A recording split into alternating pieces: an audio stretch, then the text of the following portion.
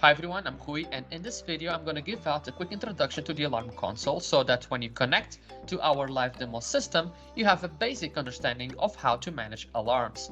The alarm console is an intuitive tool that you can use to have a complete overview of the active alarms to manage them or to study the alarm history. It packs a ton of features such as sorting, filtering, alarm management, obviously exporting statistics, and much more. But this is an introduction, so we're focusing on its UI structure for now. This is our live demo system, and this is a DVB-T transmission flow diagram.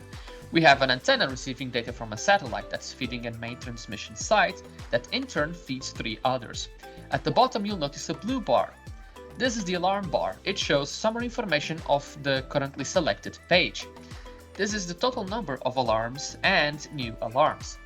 In the middle, you'll see a summary when new alarms enter. So when I generate problems on all transmission sites, many alarms will turn up, in which case the summary will read multiple unread alarms.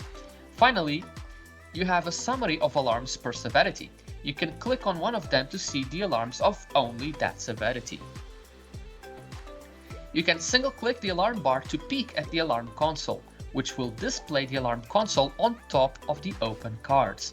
When you double-click, however, the alarm console will pop up and dock itself, so it will not hide when you click anywhere else. To undock the alarm console again, just click on the down arrow on the top right corner.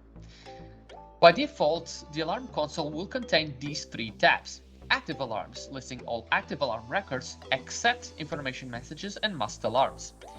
Information events, listing all information messages like user logging in, changing alarm or trend templates, deleting an element, scripts being executed, that sort of stuff. And masked alarms. So when alarms are masked, they are automatically moved from the active alarms tab to the masked alarms tab. When they're unmasked, they're automatically moved back to the active alarms tab.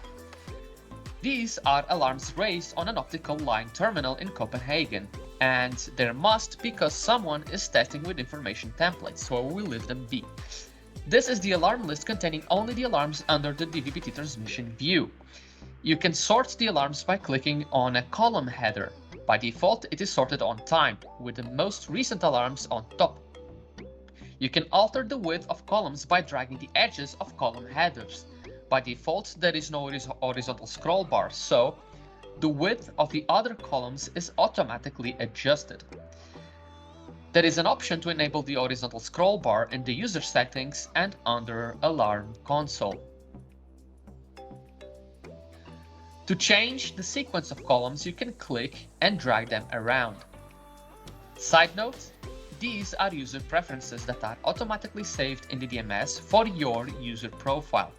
Your administrator could also enforce different tab layouts at the group level. Now, you can display a side panel by going to the hamburger button and click Show Side Panel. In the top section, we'll have the element name and the element alarm state timeline for the last 24 hours. In this case, it's the main transmission site, which has been critical for practically a full day.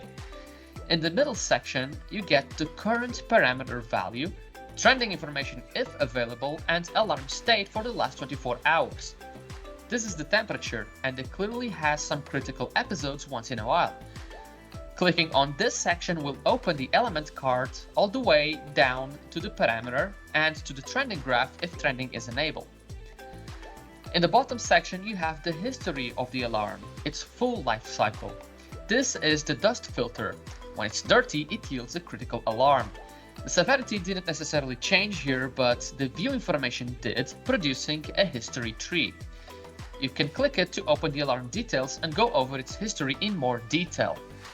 2019, so clearly nobody wants to clean this filter. So anyways, the maximize button down here maximizes the alarm console over the whole UI so that cards and surveyor are no longer visible.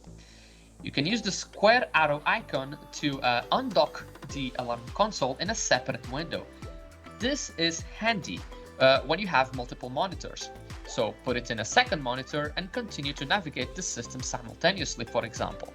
To dock it again, simply close the window. You can dock and undock alarm tab pages as well. To do this, just drag the alarm tab out of the alarm console. You can dock it into the workspace instead to add this alarm tab as a card to the card area. This way you can create and save workspaces with multiple alarm lists. The real usefulness here is that not only you can combine graphical overviews with alarm lists, but also you can have multiple alarm tab pages open in the workspace, whereas you could only have one open in the alarm console. Another side note, when you close the undocked tab page, it will be closed for good, and you'd have to reopen it again in the alarm console. To return it back to the alarm console, just drag it out of the workspace and then click on Dock. Okay, so this was an overview and introduction to the alarm console, but there's just so much more we can do. We haven't even scratched the surface, so keep an eye out for other videos in the future, or check out the operator course available on our Open Dojo community. Don't forget to register there. I hope you enjoyed this video, and I will see you on the next one.